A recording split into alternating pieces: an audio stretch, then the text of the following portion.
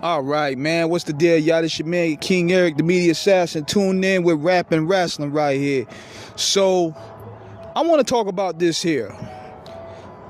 And let's be real. A lot of people have what they say about Bret Hart.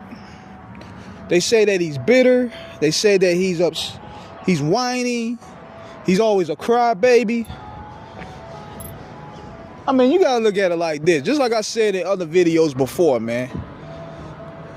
Bret lost a lot from that day forward, man. And he feels in his mind everything from the day of the Montreal screw job, life would have been different if things would have went a different way. He probably felt a little guilt. He probably felt maybe if he would have done business their way, things would have worked out better. Then again, he also felt justified in his mind because they lied to him. He stood his ground. And I don't care what other people say.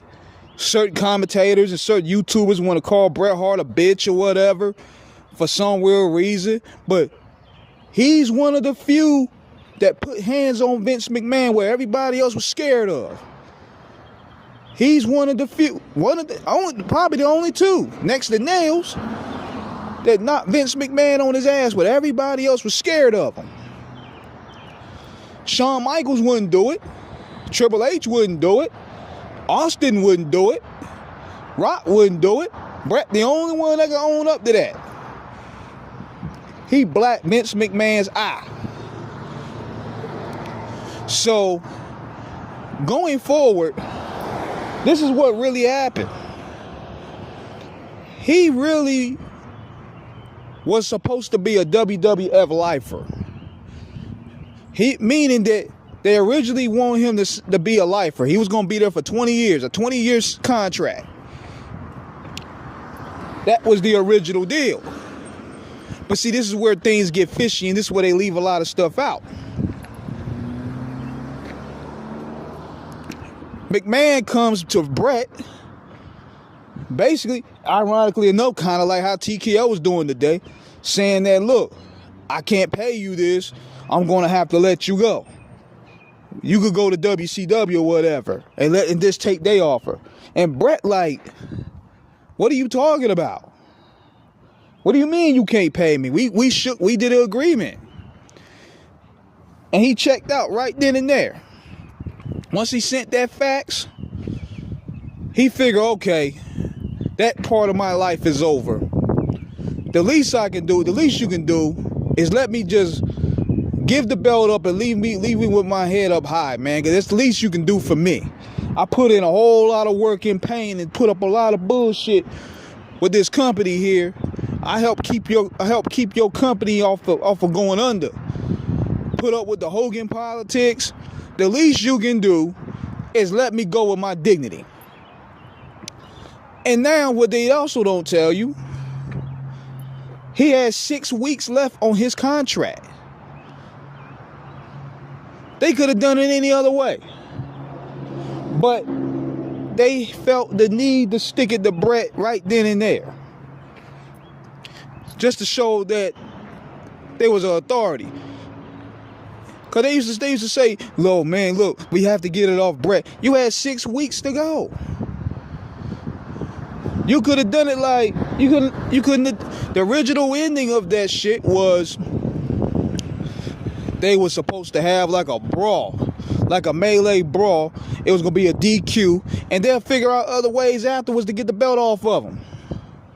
But they double-crossed him, and he went to WCW with a chip on his shoulder.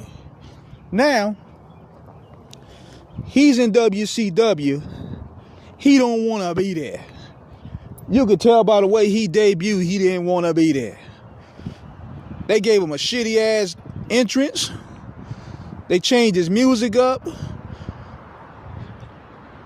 He didn't really fit with that type of environment. His style, even though it was wrestling, his personality didn't fit with that. You know what I'm saying? Now, granted, if you granted this, look at all his matches in WCW. He's checked out. And you can look at the one he did with Savage. You can look at the one he did with Hennig. You can look at the one he did with Sting. You can look at the one he did with Booker T, Diamond Dallas Page. The list goes on. He's checked out, bro. It's just feel like he just doing his job. It feels like a job to him. Whereas with the WWF, you can tell he was happy with working there. Building Stone Cold up, working with Owen. Even though putting Shawn Michaels over, that was more so his lane. WCW didn't really have a direction after the NWO. So they went ahead and put Bret in the middle of this NWO WCW shit. Now, it's kind of hard to say on what you would do, because when you got an angle like that printing money, you don't want to let it go. But there's still ways of making Bret Hart a focus point, especially if he's coming off the Montreal screw job. Come on, man.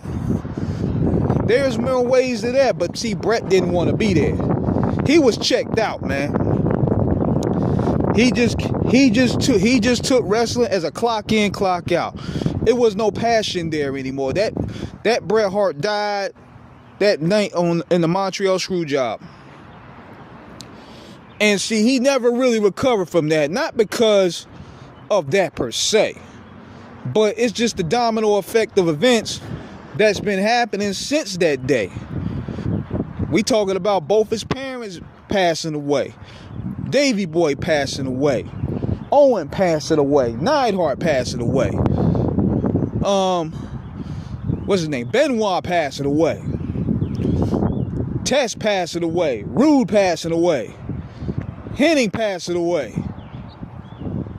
He kind of feels in his mind that if things would have worked out in the WWF and he became a lifer, his life would have turned out different. He wouldn't have got kicked in the head by Goldberg, which led to his retirement. He wouldn't have had a stroke. It was just a whole chain of events, man. But just look at him in WCW, man. Dude was checked all the way out. It was sad to say, though, man, because if Bret was motivated, he could have had some kick-ass matches, because the talent pool of WCW was heavy. But mentally, he wasn't there. He was gone. So, in knowing that, Bischoff didn't have a clue what to do after the NWO angle started to sizzle. So you left in a situation where now you got to book something else fresh. The WWF is kicking ass, and you don't have no answers for it. So that's my take on that, man. Bret was doomed from the start. Not because of his talent, but with the way things was handled. He never wanted to go in the first place. Now, you could tell Hall and Nash wanted to go, and let's look at how they carried themselves. They took the company over, and it became a drawing house. Same with Hogan. But Bret was promised something and was given another.